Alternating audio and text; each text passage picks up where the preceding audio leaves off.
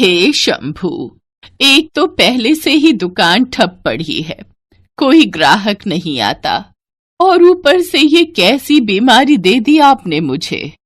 आहा, पता नहीं मेरे हाथों को क्या होता जा रहा है।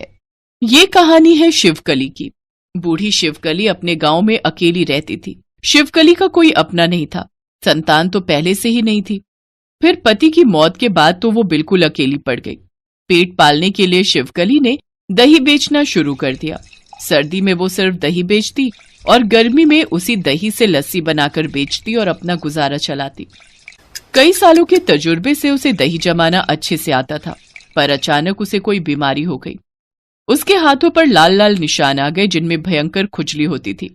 उसी गांव में भीखू भी रहता था और वो भी दही बेचता था।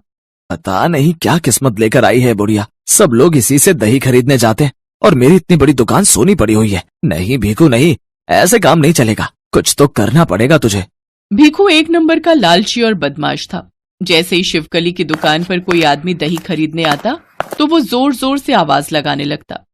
दही लेने से पहले उस बुढ़िया के हाथ देख लेना जरा।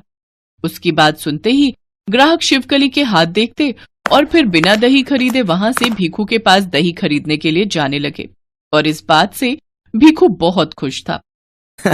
अब दही बेचकर दिखा बुढ़िया, अब तेरा दही कोई नहीं खरीदेगा। क्यों रे भीखू, तुझे शर्म नहीं आती? एक बुढ़िया के पेट पर लात मार रहा है। ना ना बुढ़िया, ये गलती मैं नहीं करूंगा। अगर मैंने तेरे पेट पर लात मारी तो कहीं मेरी टांग में भी कोड़ ना हो जाए। भगवान से डर भीखू, मुझे सिर्फ खुजली हुई है, कोड़ नहीं हुआ, समझा तू?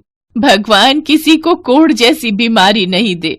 भगवान तो नहीं देगा, पर तू जरूर पूरे गांव को कोड़ दे देगी बुढ़िया, अपना ये गंदा दही सबको खिलाकर। मेरी मान, तू कोई और काम कर ले। इतने सालों से दही बना रही हूँ और बेच रही हूँ, मुझे कोई और काम नहीं आता। मुझ पर तरस खा भीखू, मेरे ग्राहकों को भगाना बंद कर दे। आ गई ना औकात पर मैं नहीं मानने वाला, मैं तो चिल्लाऊंगा। दही मत लेना, पहले बुढ़िया के हाथ देख लेना। शिवकली समझ गई थी कि भीखू मानने वाला है नहीं। तभी उसके मन में एक विचार आया, अगर मैं अपने हाथों को ढक लूं या दस्ताने पहन लूं तो किसी को मेरी बीमारी नजर नहीं आएगी। लेकिन ये गलत होगा, मैं किसी से कुछ छुपाना नहीं चाहती। ये तो मेरे ग्राहकों के साथ धोखा होगा। अब तो जो होगा भोले ही देखेंगे। अगर शिवकली चाहती तो वो लोगों से अपनी बीमारी को छिपा भी सकती थी, पर वो बहुत ईमानदार थी। बस वो भगवान शिव को याद करके रोने लगी। लेकिन धीरे धीरे उसकी भूखे मरने की नौबत आ गई। उधर शिवकली की हालत देखकर भीखू बहुत खुश हो रहा था। शिवकली की यह हालत भगवान शिव से देखी नहीं गई और फिर, हे भोले भंडारी, आपकी भक्त की स्थिति बहुत दयनीय है, आपको कुछ करना चाहिए। आनंदी, शिवकली ने बहुत कष्ट उठाए हैं। पहले उसे संतान की प्राप्ति नहीं हुई और फिर उसके पति का भी स्वर्गवास हो गया। वो बिल्कुल अकेली पड़ गई है, हमें उसकी सहायता करनी पड़ेगी। नंदी, आदेश प्रभु, बताइए मैं क्या करूं? उसका घर सोने का बना दूं या उसे ढेर सारा धन दे दूं? नहीं नंदी, हम ऐसा नहीं कर सकते। तुम एक काम करो, नहीं रुको, हम दोनों चलेंगे उसकी मदद करने। जो आज्ञा प्रभु। भगवान शिव और नंदी ने फौरन भेस बदला और शिवकली के घर के पास प्रकट हो गए। वो रही शिवकली की दुकान। देखिए प्रभु कैसे उदास बैठी है, और वो सामने वो है भीखू, जो बेचारी इस बूढ़ी औरत को परेशान करता रहता है। आओ जरा शिवकली के कष्टों का निवारण करते हैं नंदी। भगवान शिव और नंदी शिवकली की दुकान पर ग्राहक बनकर पहुंचे। माताजी, बड़ी प्यास लगी है, लस्सी पीने का मन है, क्या लस्सी बना दोगी हम दोनों के लिए? हाँ हाँ, क्यों नहीं, पर लस्सी बनाऊंगी बिना बर्फ की। वो क्या है ना, सर्दी का मौसम है, कहीं तुम्हें सर्दी जुकाम ना हो जाए, वरना कहोगे कि बुढ़िया ने बीमार कर दिया। शिवकली की बात सुनकर नंदी जोर जोर से हंसने लगे। वो ये सोच रहे थे कि बेचारी बुढ़िया को क्या पता कि साक्षात भोले उसके सामने खड़े थे। शिवकली की बात सुनकर भोले भी मुस्कुरा दिए। उधर जैसे ही बुढ़िया लस्सी बनाने के लिए लोटा लेने अपनी झोपड़ी में गई, शिवजी ने अपने हाथ की एक उंगली दही में डुबो दी। अचानक दही में अलग ही चमक दिखाई देने लगी। नंदी ये देखकर मुस्कुरा दिए।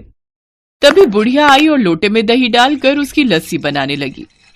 तभी भीखू चिल्लाया, लस्सी मत लेना, पहले बुढ़िया के हाथ देख लेना। ये क्या कह रहा है माताजी? अरे कुछ नहीं बेटा, ये मुझे बदनाम करने पर तुला है। मेरे हाथों में जरा खुजली है ना, तो उसी के नाम पर मेरे सारे ग्राहकों को भगा देता है। अच्छा दिखाओ तो जरा माताजी। अरे कुछ नहीं है बेटा, तुम चिंता मत करो। भगवान शिव की जिद पर शिवकली ने घबराते हुए उन्हें अपने हाथ दिखाए। उन निशानों को देखकर भगवान शिव ने कहा, बस यही है? अरे माताजी चिंता मत करो, इनका इलाज तो तुम्हारे दही में ही है। बस तुम खुद 2-3 बार लस्सी बनाकर पी लो, ठीक हो जाओगी। अच्छा माताजी अब हम चलते हैं, ये लो आपके पैसे। भगवान शिव और नंदी शिवकली को पैसे देकर वहां से चले गए और शिवकली उन दोनों को जाते हुए देखती रही और फिर उसने अपने लिए लस्सी बनाई। पहली बार लस्सी पीते ही उसके निशान कुछ हल्के पड़ गए तो शिवकली को उम्मीद जगी। फिर अगले दिन तक शिवकली पूरी तरह से ठीक हो चुकी थी। अब तो ये खबर पूरे गांव में आग की तरह फैल गई कि शिवकली के पास जादुई दही है। शिवकली भी समझ गई थी कि उसकी दही में जरूर कोई चमत्कार हुआ है। अगले दिन से शिवकली के पास ग्राहकों की लंबी लाइन लगने लगी, जो अपनी बीमारियां ठीक करने के लिए शिवकली के पास लस्सी पीने आए थे। ग्राहक आते रहे और शिवकली पैसे कमाती रही। फिर एक दिन, अरे भीखू, क्या हुआ? तू दुकान नहीं खोल रहा आजकल? कहाँ माताजी, मुझसे बड़ी भूल हो गई। मैंने तुम्हें बहुत परेशान किया। लगता है प्रभु उसी की सजा दे रहे हैं मुझे। अब मैं खेती करूंगा और हाँ, बीच बीच में आता रहूंगा तुम्हारे हाथ की लस्सी पीने। हाँ हाँ, जब मर्जी। और सुन, अगर किसी को कोई बीमारी हो तो बता देना कि मेरे पास जादुई दही है।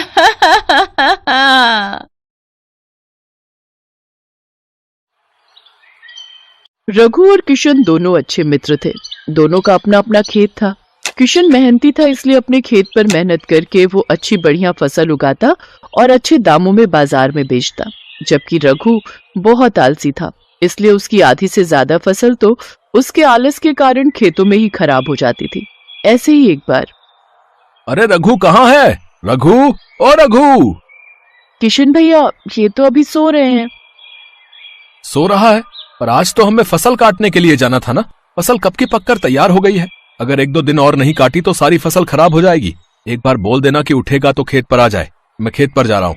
सुबह के समय फसल काटेंगे तो अच्छा रहेगा, शाम को फिर फसल में नमी आ जाती है। बोलना जल्द से जल्द खेत पहुंच जाएगा। किशन खेत पर चला जाता है और अपनी सारी फसल काट कर बोरों में भर लेता है और उसी दिन बाजार में बेच भी आता है। शाम को जब किशन अपनी फसल बेचकर आता है तो रघु अभी भी घर पर ही था। किशन रघु से मिलने जाता है। क्या बात है रघु, तू आज खेत पर नहीं गया? तुझे पता है तेरी सारी फसल खराब हो रही है। अरे यार, आज ना मेरे हाथों में बहुत दर्द हो रहा है। अभी अभी डॉक्टर से दवाई लेकर आया हूँ। समझ नहीं आ रहा कैसे फसल काटूं। सुन, तेरे खेत का तो काम हो गया ना।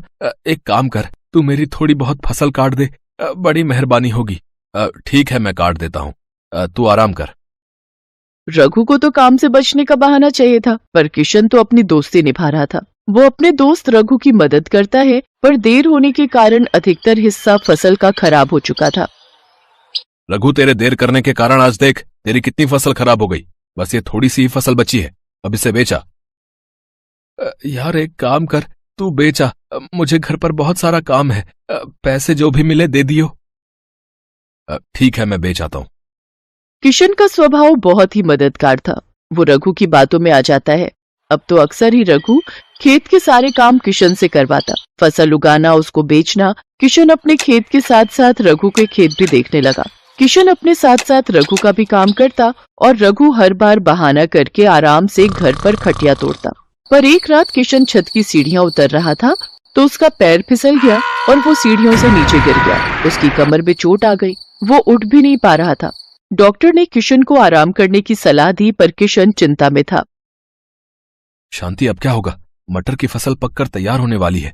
मैं खेत पर नहीं गया तो फसल खराब हो जाएगी, बहुत नुकसान हो जाएगा। शांति, तुम चिंता क्यों करते हो? तुम अपने दोस्त रघु की कितनी मदद करते हो। अपने खेतों के साथ साथ तुमने रघु भैया के खेतों को भी संभाला है। तुम रघु भैया को बोल दो कि वो मटर की फसल काट देंगे।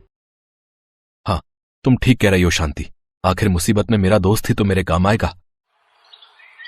किशन ने रघु से जब मदद मांगी, रघु ने साफ इनकार कर दिया। अरे यार किशन, तू तो जानता ही है मेरे को तो वैसे भी ज्यादा काम करने की आदत नहीं है।